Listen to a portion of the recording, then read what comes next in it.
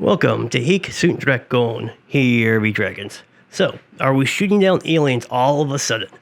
No, absolutely not. In fact, I have no idea how people have gone from unidentified objects the size of a small car with no propulsion and no payload to aliens. I hear that, and I'm thinking of a weather balloon that lost its payload, or some advertising balloon that lost its tether to the ground. Like a giant flying ape or something. Nothing in the statement even implies aliens. So I think people are somehow just simply not realizing that unidentified literally means unidentified, and not sneakily meaning aliens. So why are we seeing these all of a sudden? Did the Chinese balloon just start pooping these things out? No. Basically, it comes down to the configuration of our radars, where you're usually looking for fast objects that are inbound. So very slow objects generally get ignored, until they enter certain areas and they become issues for aircraft. But when they're in areas where aircraft normally don't fly and they're moving slowly and stuff, we just don't really care about them. Because we're watching for ballistic missiles and bombers that just don't cruise along at walking speed. However, after the Chinese balloon, we changed the filters that we use for the alerts that pop up. And when you start looking for errant balloons on a planet of 9 billion people, by God, you're going to find a whole bunch of weird balloons floating around. Just think about how many get loose and go awry from advertisers around the world, from kids' parties, from personal weather balloons for the I sent my hamster to space videos, and then let's not forget all the actual scientific and military research balloons from all the countries around the world that get caught in the jet stream and come right up through Alaska, down into Canada, and into the US. Now, if you really want a military view on what these are, I've got 2 different channels for you to watch. Both are ran by current and former jet fighter pilots. So check out Ward Carroll. He's an ex-F-14 pilot. And check out Max Afterburner, who is an Air Force Thunderbirds pilot. Both links are in the description, and they got some really good videos. So, what are these things? Well, it's really hard to really know based on what info we're getting. And that's to be expected. The easiest way to let your enemy know what our detection capabilities are is to describe exactly what object we shot down. So the military is rightfully being very quiet, and they're probably going to stay very quiet forever. Remember, loose lips sink ships. However, based on some of the descriptions, we can make guesses. The latest info we have is this statement. The leading explanation is that these could just be balloons tied to some commercial or benign purpose. White House National Security Council Strategic Communication Coordinator John Kirby, that's a long title, told reporters on Tuesday. So, that really says a little bit more that these are just random things that got pulled up into the sky. And as I suspect, there are probably 3 completely different things. I doubt they're related at all. So we've got 3 different ones. We had one in Alaska. Now, I'm not counting the Chinese spy balloon because we all saw that one. So we had in Alaska, it was flying at 40,000 feet, size of a small car. It had no propulsion, had no payload, and it did not appear to be self-maneuvering. That's all we know about it. And we shot it down. Now, 40,000 feet, entering Alaska, that could be an issue for commercial aircraft. So, they shot it down. Nothing there says anything strange. I mean, I read that and I'm thinking a balloon of some kind without a payload. That's exactly what it sounds like. And I think that's probably what it was. It could be a weather balloon with no payload. It could have been a giant octopus balloon from Japan that got cut off from its tether and is flying by. It could be a giant flying Trump balloon. We don't know. But my guess is it's a balloon. Nothing there says anything strange. Now, over to Yukon, this one again was at 40,000 feet.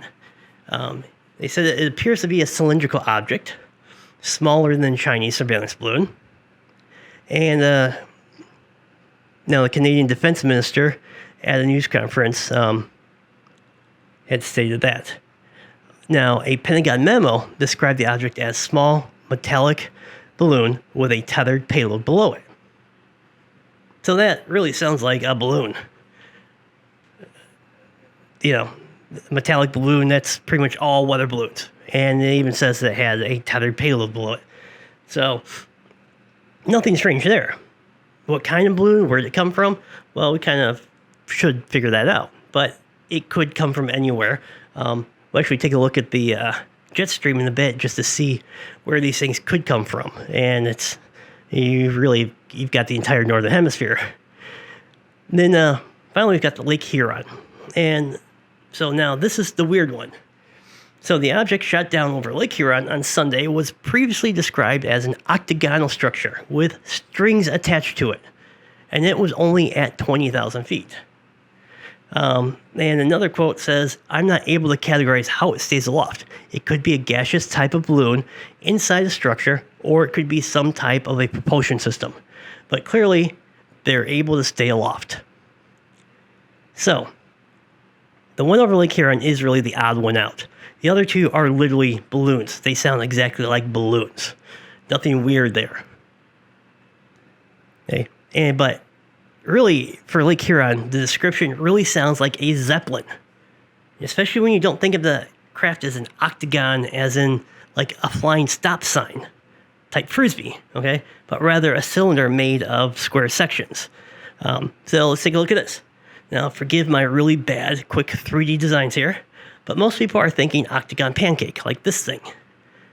Not an octagonal, like low-resolution blimp, like this. Now, this is what I think they actually mean by an octagon shape. Okay? And this could very well be just a, test for anything really commercial or, now we have to see it. It could be an advertising structure. It could just be someone's pet project. It could be someone trying to develop, some new blimp type stuff.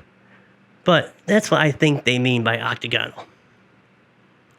So, I think that's about as far as we can really get, but I think the best thing that we can do here is just to sort of take a dive through Google and take a look at some of the balloon tech out there, just to see what is out and what types of things this could even be. And there are some crazy ones out there. I mean, when we get in cylinder shapes, all you have to do is look at some of the South Korean balloons just designed for dropping pamphlets over North Korea. And they match the bill, and they're perfectly set in the jet stream that comes straight over here. So let's do that. Let's take a look at some balloons here. Okay, so I think the first thing we should do, just to get an idea of what balloons look like, is to take a look at, Project Loon from Google. This is a pretty big one. And having looked at this before, I do notice a few things. So these are Project Loon balloons. So we look here, when they take off, they're a lot different shape. When they get up to altitude, they're a lot rounder. But one thing I've noticed is that when you look at some of these, they actually look quite, octagon shape. Actually, the more you look at balloons which are not at the right altitude, so they're sinking or they're in the middle of rising, such as at, 40,000 feet, they're definitely a different shape than what you expect a balloon to normally look like that Chinese balloon that went over. So this is one thing we have to wonder about is, were they just seeing balloons partially deflated? That's an option. Now there's other designs too. One thing I've been noticing around are these solar balloons. And these are actually kind of neat. You can buy these things on Amazon and stuff. They're just black bags. But companies are actually making real solar balloons. Like here we go. This is an actual test balloon. Now, this is made out of mylar and some other materials, but octagon shape, looks a lot different, and it doesn't require hydrogen or anything. It just goes up with the heat, from the sun. And here's another design I was talking about.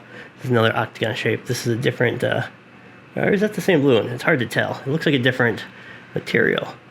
But so we have those. We also have these things called lenticular balloons coming out, or lenticular airships. Russia is actually building out some of these. And they're basically balloon-shaped airships.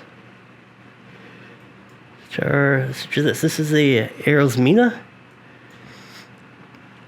I'm sure they're testing these, and I'm sure they could get away too. But yeah, this is a cargo moving airship.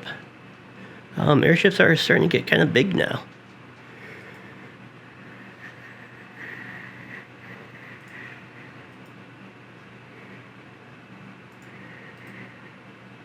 I opened that into a new screen, didn't I? Yep.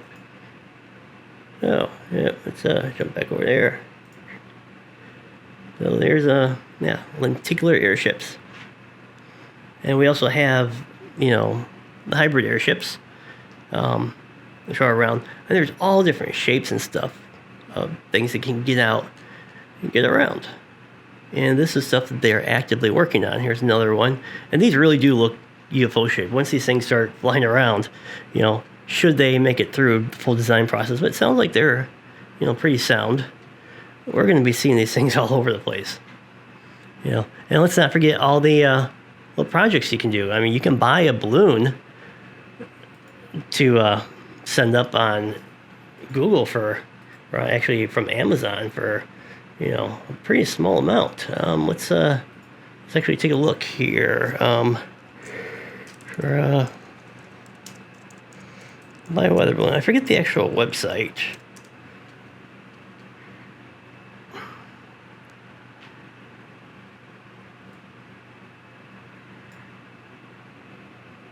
This one, stratospheric balloon. Yeah. I think these things came in for, a couple $100. And this seems to be a little bit bigger. No, this is seems like one of them. I'm almost sure that Amazon has them. And you're supposed to notify the FAA, but I believe that, I don't think you're required to, but you should. Amazon sells these too. So you can go out and do your little flight to space. Obviously after you get the balloon, you gotta get the helium, and then you need all the tech to track it and stuff. Unless you just want to let it go. Let's not forget about all the giant, gender reveal balloons. The blue ones and the red ones and stuff. And people are doing some crazy things with these gender reveal parties. And they've got some really big balloons. You fill these up with helium, and off they go. Here we go, LED balloons. That's going to turn out great. I remember back in the day, as tricks, we used to get like weather balloons. They weren't weather balloons. But they were big. They were, I don't know. They were maybe 3-foot balloons. We'd get like 4 or 5 of those with some helium, and we would put. Now this was before it. We had like little portable LEDs and stuff. So we would take glow sticks and crack some glow sticks and toss into them, and you get a nice glowing balloon and let them go, and they jump all over the place with the wind and stuff. They look pretty cool and look like a UFO. This is just stuff that anyone on Amazon can buy and then lose very quickly. And you can buy this in Asia and stuff too, and it's going to catch a jet stream and come straight over here. So I don't think there's much reason to be thinking that places are really working on all types of nefarious equipment and sending them over, especially small car size things. I could see governments trying to do that to try to figure out our radar detection capabilities, but there's other ways of doing that. Russia's doing that all the time with the bomber flights. You always hear about the bombers being intercepted off the coast of Alaska. That's exactly what they're doing. Is they take the bombers and just fly straight at us, and they keep probing to see how far in they can get until we detect them and come out and escort them away. That's exactly what's going on. Now, China doesn't do that, but all they need to do is watch what Russia's doing. So balloons aren't really not a huge viable resource. It doesn't seem like it's a great thing. I really think these are like commercial devices and stuff that are just getting released. China's, how many people live in China? Not to mention South Korea. Another one I wanted to bring up. Actually, looking at South Korea, because South Korea is right on the where the jet stream comes over. Look at these, the South Korean leaflets. So they send these over North Korea to drop all these leaflets. They're these big cylinder balloons, and these things are actually pretty big. And once they drop their leaflets, they're going to keep on going. And the higher they get, the more inflated they get. Now, I guess the hope is once they get a certain height, they pop, but that doesn't always happen. The same thing with weather balloons. A lot of times when you send them out, you're hoping once they hit that height, 100,000, 110,000 feet, they pop and they come back to the ground. But that doesn't always have to happen. And, it cools off so much and some of the gas leaks out or something, and then they're stuck at a lower 40, 50,000 feet. You know, and maybe they lose a payload and then you just got a plain balloon bouncing around. So, there we go. And here's some more of those leaflet balloons. So hopefully this gives you a little bit better idea of what could be out there. I mean, it's unlimited. But to think it's aliens or that, I mean, that's just preposterous. But even, you know, narrowing in and saying it's definitely some country doing this, you know, these are specific things some country sent, like China. It's no, we started looking for balloons and we found balloons. And balloons are going to be all over the place. You know, I'm amazed there's not more balloons than what we're finding. So, anyways, that should do it. So, have a great day.